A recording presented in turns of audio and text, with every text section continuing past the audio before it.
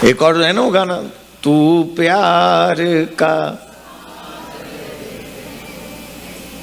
और हमारे हस्बैंड पे एक बूंद नहीं है प्यार के सागर की, हमारी पत्नी पे एक बूंद टपक नहीं रही प्रेम के सागर की है।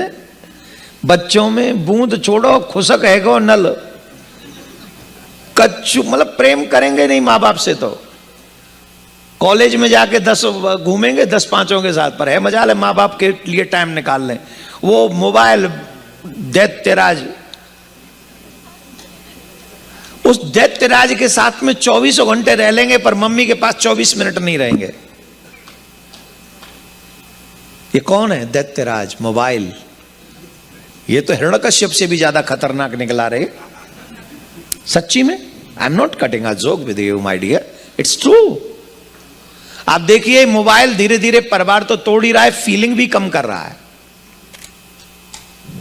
अपने लोगों में अटेंशन और वो ज्यादा है नहीं, छोड़ो इसकी बात। तो प्रेम का सागर कौन है? संसार में प्रेम नहीं है, यहां तो स्वार्थ को प्रेम माना जाता है। तो मेरी भावना पूरी करो, मैं तुम्हारी भावना पूरी करूंगा। मैं तुम्हें रेड रोज दे दूंगा, तुम मुझे रेड रोज दे देना, सो लव यू हो जाएगा। और तुमने अगर मुझे रेड रोज नहीं दिया तो सियावर रामचंद्र की जय, चलो तुम अलग हटो, दूसरे से ले लेंगे। तो ये क्या है? What is this? ये प्रेम नहीं है, ये तो बिजनेस है, गिव एंड टेक सिस्टम है। प्रेम तो मेरे ठाकुर जी से हो सकता है, वो भी निस्वार्थ। और ठाकुर जी भी प्रेम करता है निस्वार्थ, हर किसी को रोटी देता है, चाहे पापी हो चाहे अच्छा, पूछता भी ऐसा नहीं पापी रहे तो रोटी नहीं दूंगा, ले तू भी खा। ऐसा दयालु है वो। तो ऐसे दयालु कौन है? वो प्रेम का सागर है। अगर उसके पास बैठ जाएंगे तो क्या होगा बताओ? हनुमान जी खुश हैं कि नहीं? आनंद में है कि नहीं? हनुमान जी बोलो। ध्रुव जी को आनंद मिला कि नहीं? प्रहलाद जी को मिला कि नहीं? सबरी को मिला कि नहीं? विदुरानी को मिला कि नहीं? निषाद को मिला कि नहीं? कितने भक्तों की लिस्ट है जो उनके सानिध्य में चले गए तो आनंद की सीमा नहीं रही, उनके आनंद के सागर में उन्होंने भी गोते लगाए। बोलो राधे राधे। तो ज्ञान असीमित, सत्ता असीमित और आनंद भी, तो उन्हीं के सानिध्य में आ जाओगे। एक और बात है, व्यक्ति 3 प्रकार से सुखी और दुखी होता है, दैहिक, दैविक, भौतिक। शरीर से दुख और सुख, देवताओं का सुख और दुख, और समाज का सुख और दुख। हाँ या ना? और इस संसार में कोई नहीं काट सकता तुम्हारे इन सुख दुख को। लेकिन जो कृष्ण के हो जाते हैं वो तीनों तापों का हरण कर लेते हैं और मनुष्य को सुखी कर देते हैं।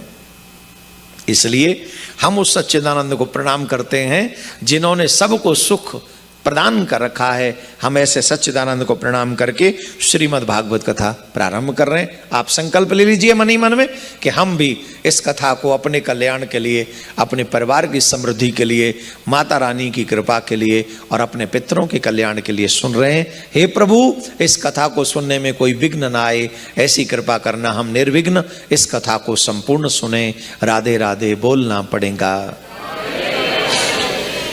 एक समय नैमिषारण्य में सौनकादिक ऋषि विराजमान हैं और वहां पर जब सूत जी महाराज पधारे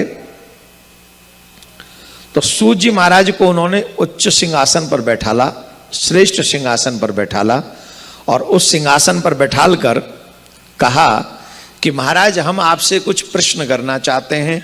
जब भी जीवन में कभी ऐसा अवसर मिले कि कोई संत महात्मा आ जाए हमारे जीवन में, इस बात को नोट कर लो अभी से, तो इस बात को ऐसे समझना चाहिए कि ठाकुर जी ने अपने से मिलने के दरवाजे खोल दिए हमारे लिए। जैसे होता है ना आप लोगों की दुकानों में कई बार या मार्केट में लिखा रहता है open and closed. Close and मतलब क्या है इसका? ओपन माने आप आ सकते हो, क्लोज माने तो जब तक हम संसार में फंसे हैं तब तक क्लोज है। ईश्वर से मिलने का दरवाजा, जोर से बोलो, बंद है। और जब संत मिल जाए तो, कथा मिल जाए तो उसी दिन ये निश्चय समझ लेना चाहिए कि ठाकुर जी ने अपने घर के दरवाजे हमारे लिए ओपन कर दिए हैं, अब क्लोज नहीं, अब हमें मौका है कि हम उसमें एंटर कर जाएं। सही है ना? लेकिन कब संभव होगा? जब हम यहां से सेटल हो जाएं। यहां से हम एक बात कहते हैं, time management is life management. If you know how to manage your time, it means you know very well how to manage your life. Every second is very costly. Every, not minutes my dear, not minutes. आप second के विषय में जानना चाहते हैं तो उस second के बारे में सोचो जो डॉक्टर साहब कहते हैं इतने बज के इतनी मिनट पर इतनी सेकंड पर इसका जन्म हुआ। कहां था, कहां आ गया उस सेकंड पे। और एक बार फिर रिवाइज कीजिए। अब किसी ने कहा डॉक्टर साहब इतने बज के इतनी मिनट पर इतनी सेकंड पे इन्होंने आखिरी सांस ली, खत्म, चैप्टर क्लोज। और डॉक्टर साहब को कुछ नहीं लगा कहने में, I am sorry, is no more. अच्छा, उसको कोई प्रॉब्लम भी नहीं है, दूसरे और पेशेंट है, उसको फिर चेक करना है। तुम्हें तो बस मैसेज देने आए हैं कि ही इज नो मोर। अब उस सेकंड के बारे में सोचिए जिस सेकंड पर उन्होंने आखिरी श्वास ली। अब बोलो इसकी क्या कीमत चुकाओगे? आप डॉक्टर साहब को कहो कि इस सेकंड को मत आने दो, मैं संसार की मेरे जितनी भी जीवन भर की कमाई करी है मैं सब अभी आपके नाम लिखता हूं, लेकिन इस आखिरी सेकंड को मत आने दो। बोलो, है कोई ऑप्शन? तो बताओ इसकी कीमत कैसे चुकाएंगे हम? That's why I'm saying my dear, time management is life management. Every second का यूज करना ही मेरे जीवन का लक्ष्य होना चाहिए। एक एक सेकंड ऐसी निकले कि आनंद आ जाए। हमने पहले ही कहा था, हमारे मैसेज गया था कि सब मोबाइल साइलेंट पे कर लें आप लोग। फोन तो बजेंगे आप लोगों के हैं तो, लेकिन वो साइलेंट पे कर लेंगे तो डिस्टर्ब नहीं होगा कथा में। प्लीज एक बार और चेक कर लें जिनका साइलेंट पे ना हो। तो कितनी अच्छी बात कह रहे थे हम, कहां रह गए? आखिरी सेकंड के विषय में सोचो, कीमती है। कौन कौन चाहता है वो जल्दी आ जाए? सब लोग आएंगे। ये तो नहीं बोला हमने, इसीलिए कहते हैं बिना बेचारे जो करे सो पाछे पछता है। पहले सुनो हम क्या कह रहे हैं। कौन कौन चाहता है कि वो आखिरी सेकंड जल्दी आ जाए हमारी? कोई नहीं, कोई नहीं। अपनों के द्वारा 1000 बार दुत्कारे जाते हैं, फिर भी चाहते हैं कि हम यहीं रहें।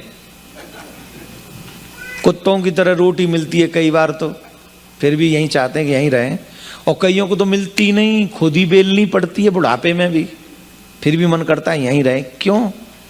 कि ये शरीर रहेगा तो भजन भी हो सकता है, ये शरीर रहेगा तो कथा भी सुन सकते हैं, ये शरीर रहेगा तो तीर्थ कर सकते हैं, ये शरीर रहेगा तो हम भगवान से मिलने का प्रयास कर सकते हैं। ये साधन है। इसलिए आखिरी सेकंड की बहुत कीमत है, बहुत, और उसकी कीमत कोई नहीं चुका सकता।